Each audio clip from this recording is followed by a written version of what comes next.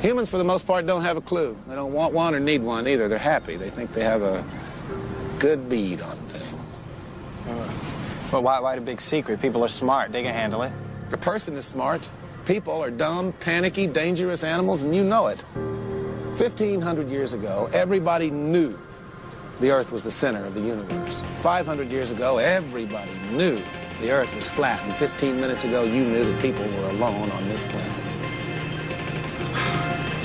Imagine what you know tomorrow. We don't have time for a meeting of the Flat Earth Society. A group of social criminals, these people in the space program. Nassholes, I'd call them.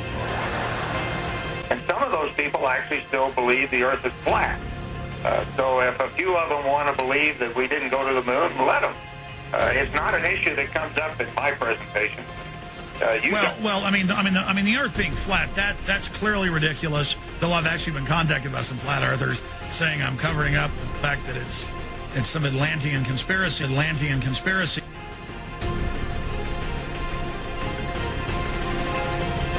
NASA. As you can see, we got a nice red serpent tongue coming through there. NASA. And there's the UN flag. Also the symbol of the flat Earth. Oh, of course, if I say flat Earth, then I gotta be an idiot. Right? That's what they told you, right? It's a ball.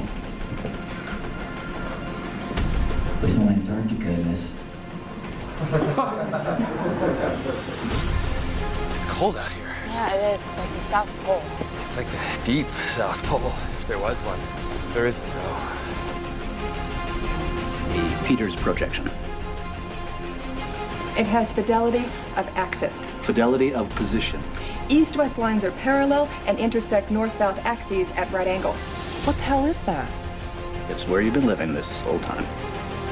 The legislature recognized that there is a debate about whether the Earth is round or flat. No. And let's encourage critical thinking by saying there should be a legitimate debate between whether the Earth is round or flat. Because after all, any idiot can walk outside and see that it's flat. This is very important, what we're fighting for. Because I'm tired, I'm really tired of the manipulation. They do not tell the truth. They're liars.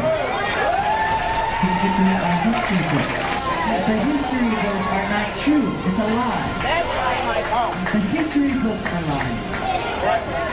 You need to know that. You must know that.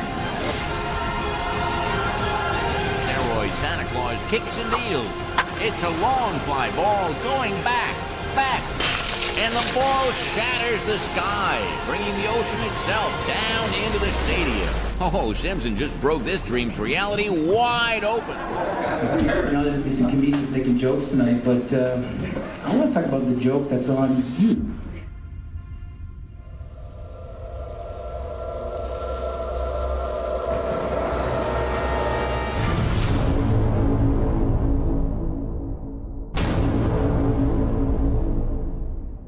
The German cartographer, Mercator, originally designed this map in 1569 as a navigational tool for European sailors. The map enlarges areas at the poles to create straight lines of constant bearing or geographic direction. So it makes it easier to cross an ocean. But yes, it distorts the relative size of nations and continents. Are you saying the map is wrong? Oh dear, yes. Look at Greenland. Okay. Now look at Africa. Okay. The two land masses appear to be roughly the same size. Yes. Would it blow your mind if I told you that Africa is in reality 14 times larger? Yes. Here we have Europe, drawn considerably larger than South America. When it's 6.9 million square miles, South America is almost double the size of Europe's 3.8 million. Alaska appears 3 times as large as Mexico, when Mexico is larger by 0.1 million square miles. Germany appears in the middle of the map when it's in the northernmost quarter of the Earth. Wait. Relative size is one thing, but you're telling me that Germany isn't where we think it is? Nothing's where you think it is. Where is it? I'm glad you asked. Okay, so here's the picture of the Earth from space. There it is. Since you were a kid, you've seen this image. But you've never seen it from that point of view. You know what? We adopted this whole model like 400 or 500 years before the airplane. 400 years before the airplane, pretty much. It was like, what, beginning of the 1900s? They went to the North Pole in the 1900s. This is 1482. Nobody went to the top of the globe, to the bottom, or flew up, or built a skyscraper until, it's funny, back in the 60s when they went to the moon, this is the first time we actually had like an instrument of flight to actually go high enough to actually fucking check out if what we agreed to 500 years ago was real. So if they were wrong after 500 years, the question is, what'd they tell you? 1969. First lunar mission to the moon. You know, the first lunar mission to the moon wasn't so much about going to the moon. It was about having an event so you can go high enough to take a picture after 500 years to prove it was a ball.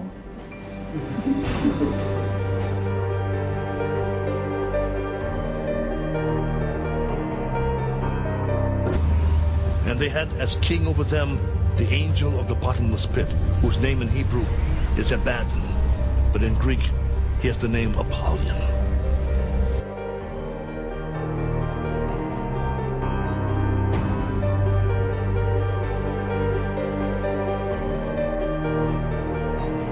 Mr. Armstrong bought several ABC Digital.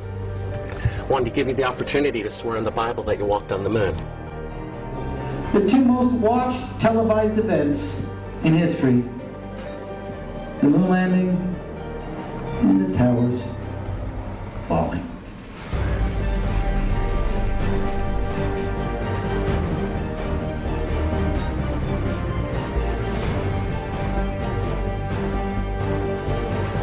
You have $5,000 cash. You can give it to charity if you swear on the Bible that you walked on the moon. Please I have the tape. That'd be fine. Why don't you swear to? Why not? Why won't you do it?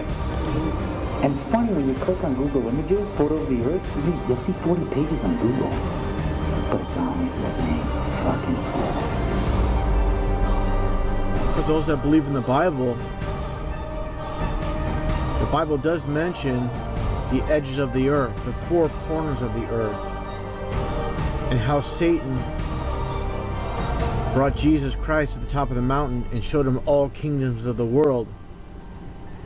How can Satan show Jesus all kingdoms of the world if the world is round? How can there be edges of the world if the world's a sphere?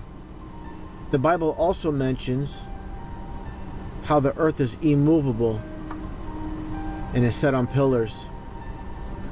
So for the believers that still believe in the ball earth, the round earth, got to reconsider. According to science and the satanic system, the earth is supposedly tilted at a 23.4 degree angle off vertical, and that leaves you at 66.6 degrees off horizontal. Now, what are the chances of that?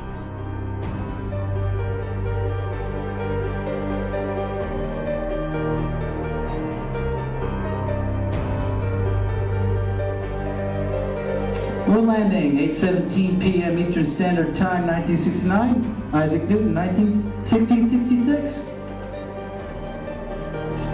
666 Most people saw the lunar landing and they swear on it because they heard it on the radio. CBS put up screens all over in Central Park, along with NBC, you know, so they could work with groupthink dynamics. Reality is reinforced by group dynamics. What you see in The zero-G illusion, also, that you see astronauts, they look like they're floating or flying in space. It's achieved through 3 different ways. one way is through zero-G planes. They're just Boeing 737s specially outfitted to do these parabolic maneuvers, where they do a parabolic, and then you have a zero-G like free fall state where it seems like you're floating for about a minute at a time. You can keep this going. The second way, when they're like at the fake International Space Station fixing things outside of it, this is done in a pool, in a dark pool. They're actually underwater, and you can see bubbles rising out of the pool, proving that they're in a pool in many of their spacewalks. So the outside space shots are done in the pool. The inside, most of the inside shots are done in zero-G planes, and then some of the longer inside shots are done with a green screen and harnesses, so they just kind of float on a harness in front of a green screen. And with these three methods, they're able to produce the zero-G effect that everybody thinks is them floating around in space. But in reality, anything that goes up comes right back down. There is no point where you can just go up, up, up, and then, oh, I'm floating now, and I get to float through infinite space now forever. That's the illusion. That doesn't happen. You will always come back to the Earth. You'll always fall right back down. No matter how high you go up? As high as any non-NASA source has gone.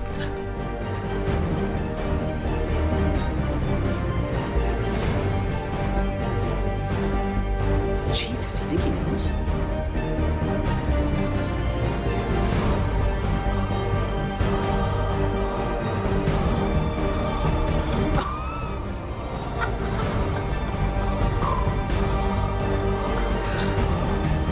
I mean, it's proof right there. This is an official NASA photo of the first Apollo 11 lunar module landing on the moon. I mean, it's right there. This is proof, man. It's the picture's right there. It's landing on the moon.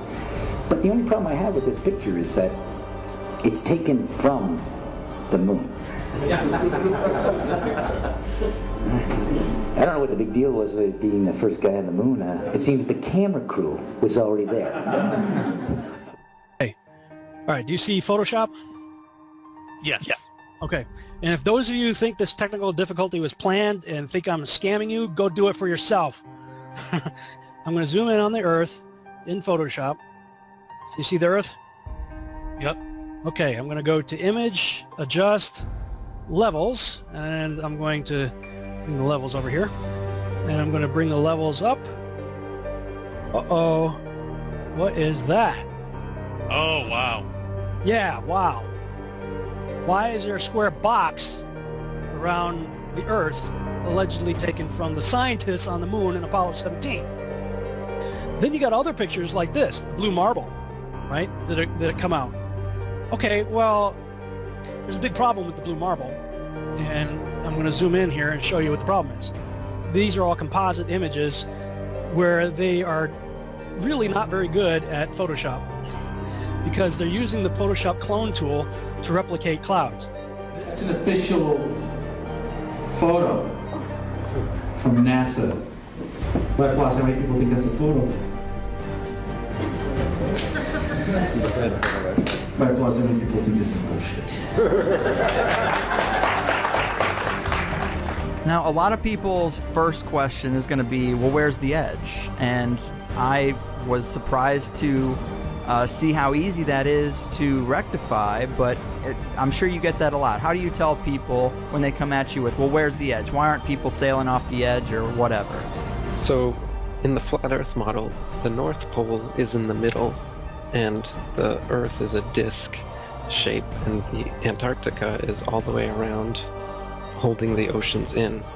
And so it's a fact, if you're at the North Pole and you go south, no matter which actually, it doesn't matter where you are. If you go south, eventually, you're going to end up in Antarctica. But on the ball model, it's just a little ice continent underneath the ball. Yet in this model, it's all the way around you, holding the oceans in. As for whether there's an edge beyond the Antarctic ice plateau, this wall that holds everything in is about 100 to 200 feet tall, and once you climb up on the ice wall, it's a plateau of snow that just goes on and on and on. And the public and myself are ignorant at the moment as to whether there is an edge at some point, whether there'd be a barrier, a dome, that many ancient cultures have said there is, or whether it's an infinite flat plane and it's just snow, ice, wind, and darkness forever.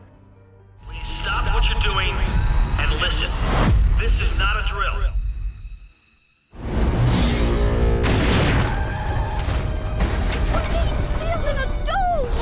Oh God, in, out! I can't tell you if what happened is an act of terror or an act of God. Where the hell did it come from? No idea. You have people trapped in here! We're on our own. What are you telling us we're trapped like rats?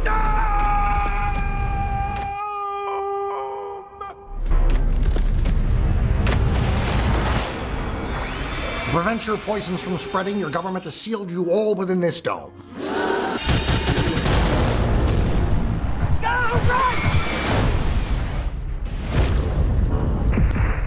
Our best guess puts the dome at 20,000 feet, sir. Did he just call it a dome? You think we might be stuck in here a while? I think that even if what's wrong suddenly becomes right, the Army's just gonna quarantine this place. I want roving death squads around the perimeter 24/7. I want 10,000 tough guys. Let me out! Let me out! I want... What's the most resilient parasite? An idea. A single idea from the human mind can build cities.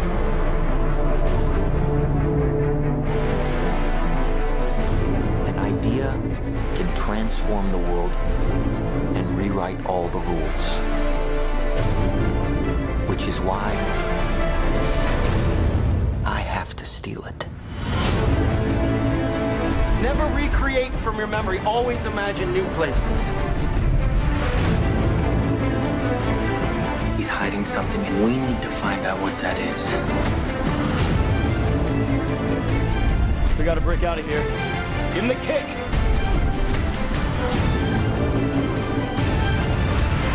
This was not a part of the plan! Wake me up! Wake me up!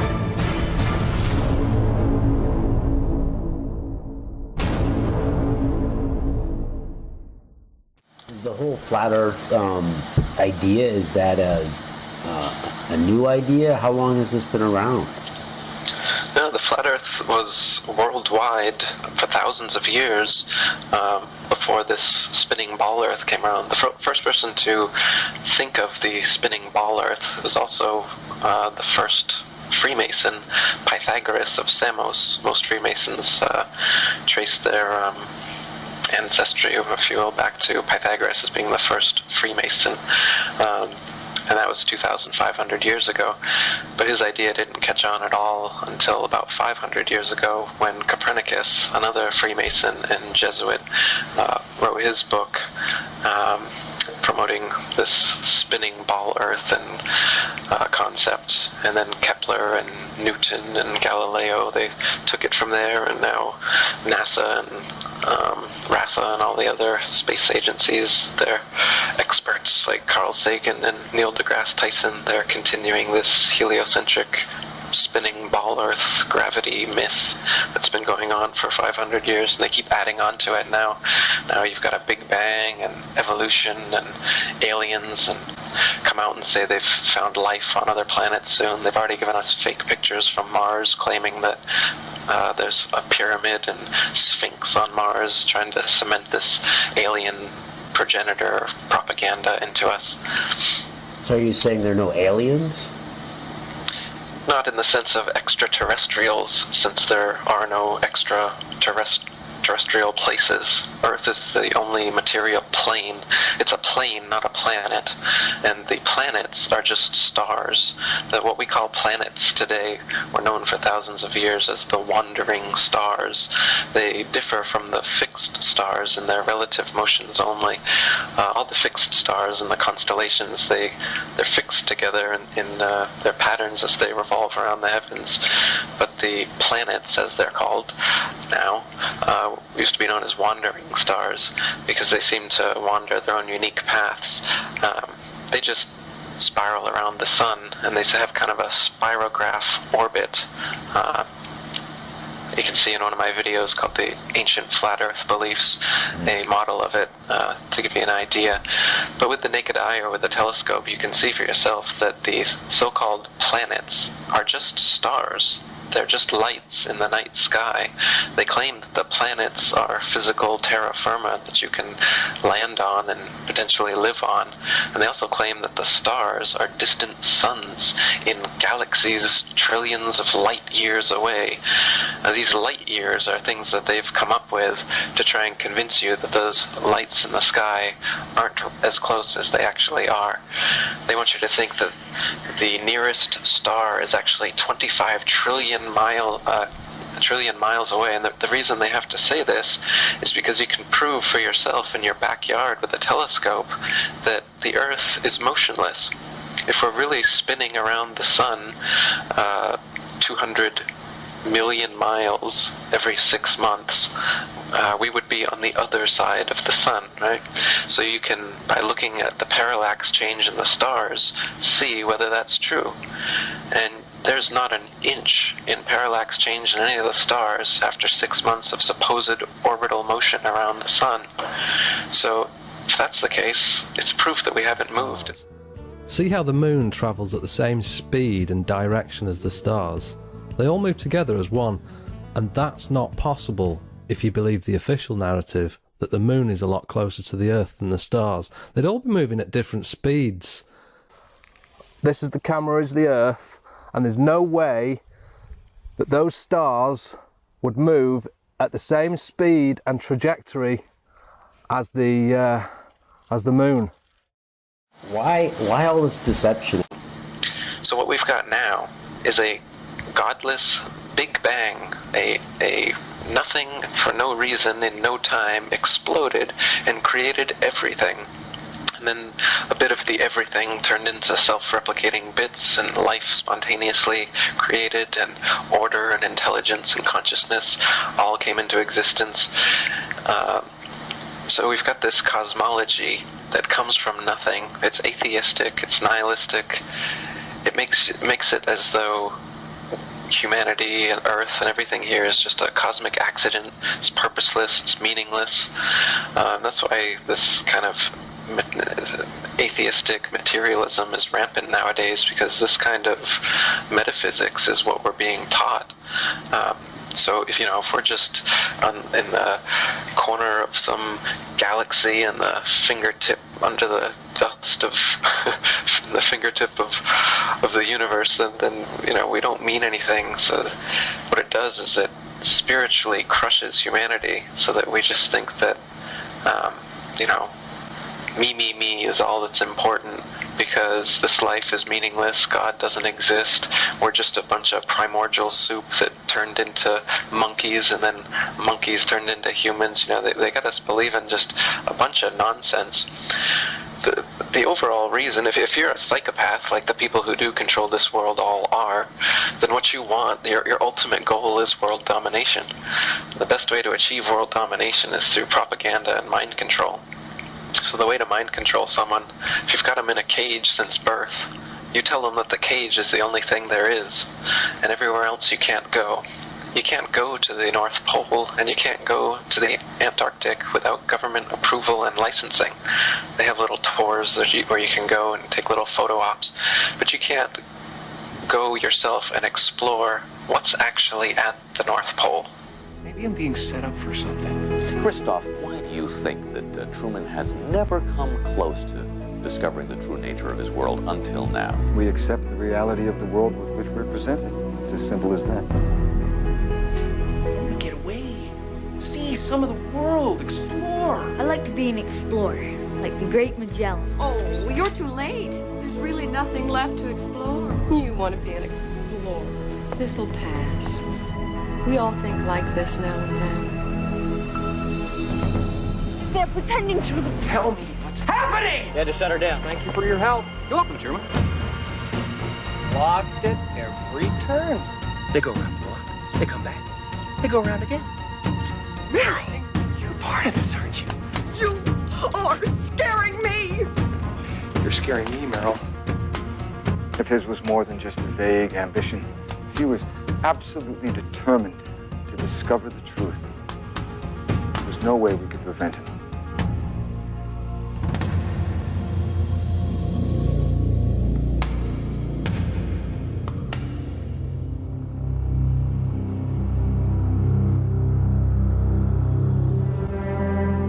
Hi, Christoph. I'd just like to say one thing. You're a liar and a manipulator, and what you've done to Truman is sick. Well, we remember this voice, don't we? How could we forget? Sylvia, you think because you batted your eyes at Truman once, flirted with him, that you know him? That you know what's right for him? Maybe I'm losing my mind. I've been your best friend since we were 7 years old, Truman. I know that feeling when it's like everything's slipping away. And the point is, I would gladly step in front of traffic for you, Truman.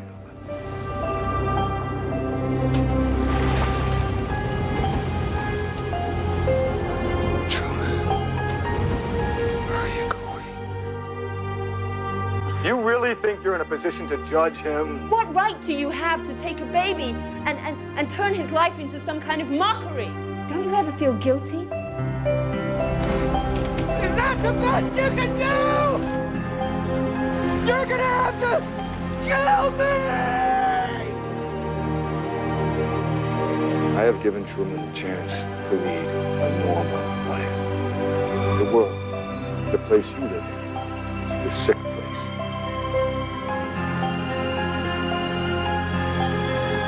Behaving is the way the world should be. He's not a performer. He's a prisoner. Look at him. Look at what you've done to him.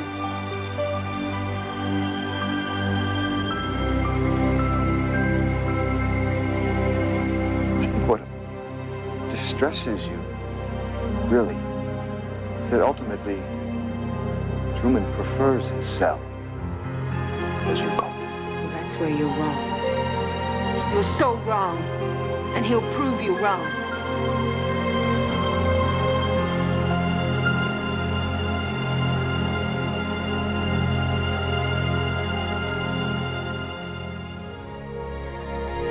No, I am with you always, even unto the end of the world.